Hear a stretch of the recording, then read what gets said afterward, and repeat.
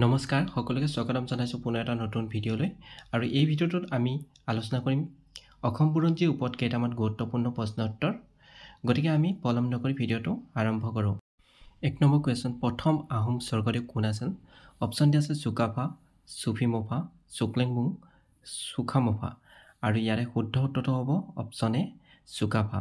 আহোমৰ প্ৰথম স্বৰ্গদেৱ আছিল চুকাফা। 2 নম্বৰ কুৱেশ্যন, অসমৰ পুৰণি নাম কি? অপশ্যন ডি আছে ৰত্নপীঠ, প্ৰাগজ্যোতিষ, বিদৰ্ভ, থানেশ্বৰ আৰু ইয়াৰে শুদ্ধ উত্তৰটো হ'ব অপশ্যন বি প্ৰাগজ্যোতিষ। অসমৰ পুৰণি নাম আছিল প্ৰাগজ্যোতিষ। 3 নম্বৰ কুৱেশ্যন, প্ৰাগজ্যোতিষৰ ৰাজধানী ক'ত আছিল? অপশ্যন ডি আছে প্ৰাগজ্যোতিষ, প্ৰাগজ্যোতিষপুৰ, কামৰূপ, ৰত্নপীঠ আৰু ইয়াৰে শুদ্ধ উত্তৰটো হ'ব অপশ্যন বি প্ৰাগজ্যোতিষপুৰ। প্ৰাগজ্যোতিষৰ ৰাজধানী ক'ত আছিল? প্ৰাগজ্যোতিষপুৰত। 4 নম্বৰ কুৱেশ্যন, কামৰূপৰ প্ৰথম ৰজাজনৰ নাম কি? অপশ্যন ডি আছে ভাস্কৰ বৰ্মন, খটাসুৰ, মহিৰংগ দানৱ, চুকাফা আৰু ইয়াৰে শুদ্ধ উত্তৰটো হ'ব অপশ্যন চি মহিৰংগ দানৱ। কামৰূপৰ প্ৰথম ৰজাজনৰ নাম আছিল মহিৰংগ দানৱ। 5 নম্বৰ কুৱেশ্যন, ৰজা নৰকাসুৰে কাক বিয়া কৰাইছিল? অপশ্যন ডি আছে ইন্দুমতী, লক্ষ্মীবাই, মায়াৱতী, বিদৰ্ভ ৰাজকুমাৰী মায়া আৰু ইয়াৰে শুদ্ধ উত্তৰটো হ'ব অপশ্যন ডি বিদৰ্ভ ৰাজকুমাৰী মায়া। ৰজা নৰকাসুৰে বিদৰ্ভ ৰাজকুমাৰী মায়াক বিয়া কৰাইছিল। 6 নম্বৰ কুৱেশ্যন, নৰকাসুৰে প্ৰতিষ্ঠা কৰা বংশটোৰ নাম কি?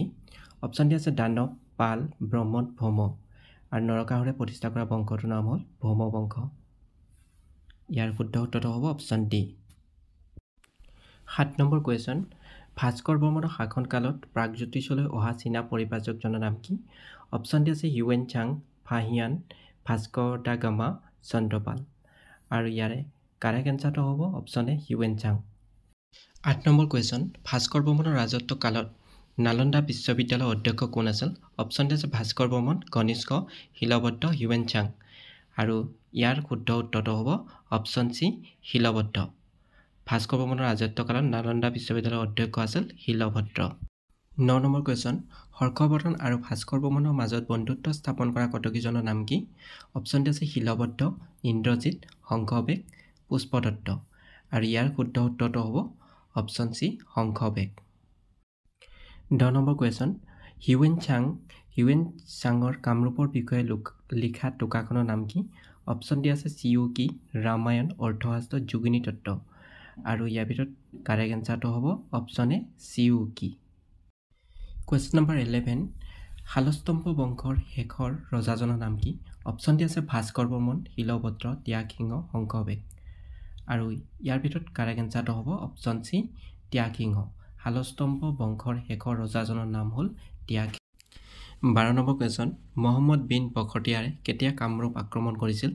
অপশ্যন ডি আছে 1138, 1270, 1250, 1206 আৰু ইয়াৰ ভিতৰত শুদ্ধ উত্তৰটো হ'ব অপশ্যন ডি 1206। 13 নম্বৰ কুৱেশ্যন, কোনে কামৰূপৰ ৰাজ্যৰ ৰাজধানী কমতাপুৰলৈ স্থানান্তৰিত কৰিছিল? অপশ্যন ডি আছে ৰজা সন্ধ্যা, পৃথু, বৈদ্যদেৱ, বল্লদেৱ আৰু ইয়াৰ ভিতৰত শুদ্ধ উত্তৰটো হ'ব অপশ্যন এ ৰজা সন্ধ্যা। 14 নম্বৰ কুৱেশ্যন, তাবাক ই নিচিৰি গ্ৰন্থৰ ৰচক কোন? অপশ্যন ডি আছে মিনহাজ উদ্দিন চিৰাজ, আৰিমত্ত, মহম্মদ বিন বখতিয়াৰ, নীলধ্বজ আৰু ইয়াৰ ভিতৰত শুদ্ধ উত্তৰটো হ'ব option A Minhaj Uddin Siraj. Question number 15, প্ৰাচীন গৌড় ৰাজ্য বৰ্তমান ক'ত অৱস্থিত? অপশ্যন ডি আছে অসমত, পশ্চিমবংগ আৰু বাংলাদেশত, মণিপুৰত, ৰাজস্থান আৰু ইয়াৰ শুদ্ধ উত্তৰটো হ'ব অপশ্যন বি পশ্চিমবংগ আৰু বাংলাদেশত। কুৱেশ্যন নম্বৰ 16, কোনে খেন বা সেন বংশ প্ৰতিষ্ঠা কৰিছিল? অপশ্যনবোৰ দিয়া আছে আৰিমত্ত, ভাস্কৰ সিংহ, নীলধ্বজ, বৈদ্যদেৱ আৰু ইয়াৰ শুদ্ধ উত্তৰটো হ'ব option C Niladhwaj. Question number 17, সৰ্বপ্ৰথমে কামৰূপ আক্ৰমণ কৰা মুছলমান শাসকগৰাকীৰ নাম কি? অপশ্যন ডি আছে নীলধ্বজ, বখতিয়াৰ খিলাজী, আৰিমত্ত, বৈদ্যদেৱ আৰু ইয়াৰ ভিতৰত শুদ্ধ উত্তৰটো হ'ব option B Bakhtiyar Khilji. Question number 18, কেতিয়া চুতীয়া ৰাজ্য প্ৰতিষ্ঠা হৈছিল? অপশ্যন ডি আছে 1187, 1120, 1150, 1170 আৰু ইয়াৰ শুদ্ধ উত্তৰটো হ'ব অপশ্যন এ 1187 চনত। কুৱেশ্যন নম্বৰ 19, চুতীয়াসকলৰ শেষৰজন ৰজাৰ নাম কি? অপশ্যন ডি আছে নিত্ৰপাল, নীলপাল, ভোজ্যপাল, ইন্দ্ৰপাল। ইয়াৰে কাৰেক্ট এনচাৰটো হ'ব অপশ্যন এ নিত্ৰপাল। কুৱেশ্যন নম্বৰ 20, কোচ ৰাজ্য কোনে প্ৰতিষ্ঠা কৰিছিল? অপশ্যন ডি আছে নৰনাৰায়ণ, চিলাৰায়, বিশ্বসিংহ, গড়গঞা আৰু ইয়াৰে শুদ্ধ উত্তৰটো হ'ব option C Biswa Singha. Question number 21 নৰনাৰায়ণৰ আচল নাম কি আছিল অপশ্যন ডি আছে সুখামফা মল্লদেৱ শুক্লধ্বজ তাম্ৰধ্বজ আৰু ইয়াৰে শুদ্ধ উত্তৰটো হ'ব অপশ্যন বি মল্লদেৱ নৰনাৰায়ণৰ আচল নাম আছিল মল্লদেৱ কুৱেশ্যন নম্বৰ 22 শুক্লধ্বজক কি নামেৰে জনা যায় অপশ্যন ডি আছে নৰনাৰায়ণ বিশ্বসিংহ চিলাৰায় লক্ষ্মীনাৰায়ণ আৰু ইয়াৰ শুদ্ধ উত্তৰটো হ'ব অপশ্যন চি চিলাৰায় শুক্লধ্বজক চিলাৰায় নামেৰেও জনা যায় কুৱেশ্যন নম্বৰ 23 নৰনাৰায়ণ সিংহাসনত উঠাৰ সময়ত আহোম স্বৰ্গদেউ কোন আছিল অপশ্যন ডি আছে চুকাফা সুখামফা চুফিমফা চুক্লেংমুং আৰু ইয়াৰ শুদ্ধ উত্তৰটো হ'ব option D Suklenmung question number 24 Koch ৰজা ৰঘুদেৱৰ জীয়েকৰ নাম কি আছিল অপশ্যন ডি আছে শংকলা ভানুমতী বিমলা বিপাশা ইয়াৰ শুদ্ধ উত্তৰটো হ'ব অপশ্যন এ শংকলা কোচ ৰজা ৰঘুদেৱৰ জীয়েকৰ নাম আছিল শংকলা কুৱেশ্যন নম্বৰ 25 চিলাৰায় কাৰ হাতত বন্দী হৈছিল অপশ্যন ডি আছে হুছেইন শ্বাহ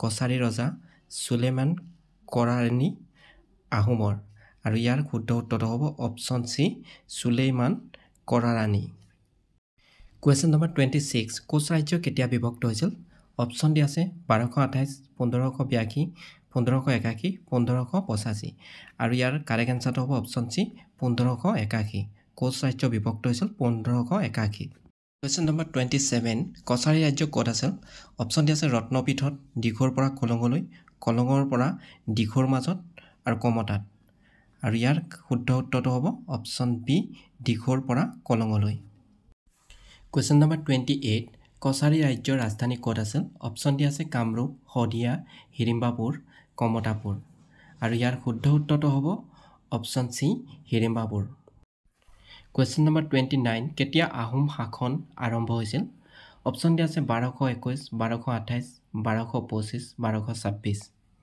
আৰু ইয়াৰ শুদ্ধ উত্তৰটো হ'ব 1228 কুৱেশ্যন নম্বৰ 30 অসমীয়া ভাষাত বুৰঞ্জী লিখোঁতা প্ৰথম স্বৰ্গদেউ কোন আছিল অপশ্যন আছে ৰুদ্ৰসিংহ লক্ষ্মীনাৰায়ণ চুহুংমুং বা স্বৰ্গনাৰায়ণ প্ৰতাপ সিংহ আৰু ইয়াৰ শুদ্ধ উত্তৰটো হ'ব অপশ্যন চি চুহুংমুং বা স্বৰ্গনাৰায়ণ